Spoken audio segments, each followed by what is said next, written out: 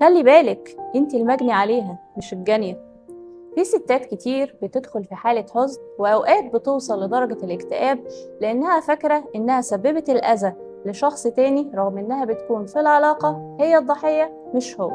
طب تعرفي ده إزاي؟ لما يكون شخص بيحبك لكن انت شايفة إن الشخص ده مش مناسب ليكي، فبيفضل يبتزك عاطفيا وبيحسسك بالذنب لمجرد إنك مش متقبلة الحب ده ومش بتبادليه نفس الشعور. أو يكون الطرف التاني هو اللي مقصر معاكي دايما وياما وقفتي جنبه وياما صبرتي معاه، ويوم لما تيجي تاخدي موقف يطلعك مش جدعة ومش أصيلة ومش مقدرة ظروفه. الأسوأ بقى إنك تكوني بتضحي طول الوقت وبتهتمي وبتدي، ويوم لما انتي تطالبي بحقك يطلعك انتي الوحشة. ده غير بقى إن في فئة تانية بتاخد كل الحلو اللي فيكي ولما تبطلي تبقي طيبة بيقولك انت اتغيرتي ويسيبك ويمشي.